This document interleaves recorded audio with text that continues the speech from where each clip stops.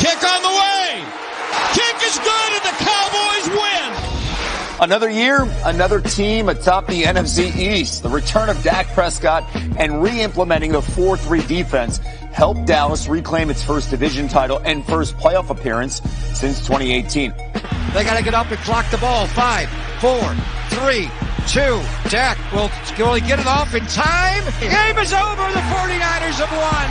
Another year with an early playoff exit is all Cowboy fans remember, though, and pressure to make changes is mounting. Mike McCarthy's still there, but gone are Amari Cooper, Lyle Collins, and Randy Gregory. And just a friendly reminder, no one has repeated as back-to-back division champs in the NFC East since the 2003-2004 Philadelphia Eagles. And speaking of those birds, the massive trade of the night, sending A.J. Brown from the Titans to the Eagles.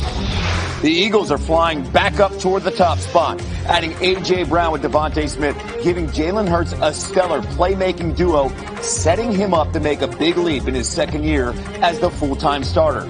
Pair that with a strong draft, lots of activity in free agency, and Philly has a supporting cast ready to compete, especially against a familiar face. Carson Wentz is headed to Washington. ESPN's Adam Schefter reporting Wentz is once again part of a trade.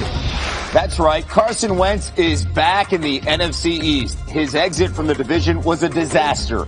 And if the Commanders want to be a legit threat for the top spot, he'll need to find a way to recreate some of that 2017 magic. Washington's defense should help relieve some of the stress as it looks to return to full health after key injuries last year to Chase Young and Montez Sweat. As for the Giants, first-year head coach Brian Daboll has his work cut out for him. Yes, he inherited a good defensive unit and bolstered it with top-5 pick Kayvon Thibodeau. But the future of the organization and questions about quarterback Daniel Jones loom large. A challenge Daboll's embracing head-on. You can't go out there and play, afraid. Be smart, not reckless. We're going to have to do a good job of taking care of the football, but I want him to turn it loose.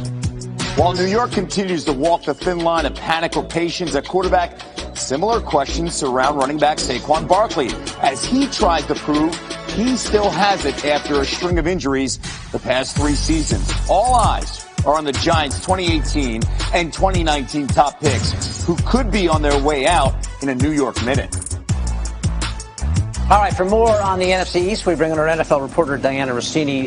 So, Diana, Dak, that gruesome injury in 2020, bounced back nicely last year, 37 touchdown passes, a franchise high, second in the Comeback Player of the Year award to Joe Burrow. So everything seemed pretty good, although he didn't run quite as much, Diana. How is he feeling heading to camp this year? Well, Dak told me he is in the best shape of his life. In fact, he spent this entire offseason 100% entirely focused on quarterbacking. Because remember, last offseason, it was about rehab. It was getting healthy. And he said that really weighed on him and took a lot of time away from him.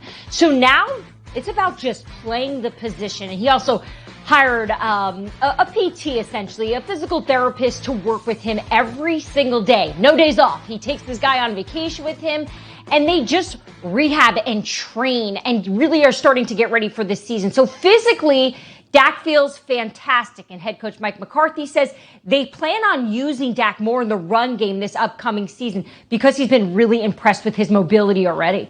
Yes, so effective when he does run the football. Dallas knocked out of the playoffs last year by Jimmy Garoppolo and the 49ers, and I know you have some news on that. Yesterday, the Niners gave Garoppolo and his team permission to go seek a trade.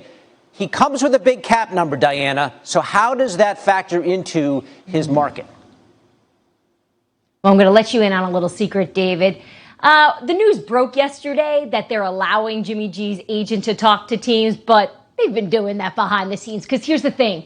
The 49ers want to trade Jimmy G because he hits their salary cap, or at least it goes against their salary cap, about $26 million. So they want to get rid of that because they got to pay Deebo Samuel. Remember, they got to pay Bosa. They've got a lot of guys they need to take care of. And, of course, they're all in on Trey Lance. So what does this mean for the market for Jimmy G? Well, if a team is interested in him, they're going to have to pick up a salary of about $24 million because that's what he's got left on this one-year deal. So if a team decides to sign him, maybe they can work on a long-term deal and play with that money a little bit, or they could do what Cleveland did and maybe take on the Niners would take on some of that contract. So it's really going to come down to what team is going to be desperate enough to make this move. And I think we're just going to have to wait and see come camp. Yes, and teams tend to get more desperate when they have injuries in camp and the like. So we'll see how that plays out with Jimmy G, who's coming off his own offseason surgery on his throwing shoulder. Diana giving us the very latest from around the NFL.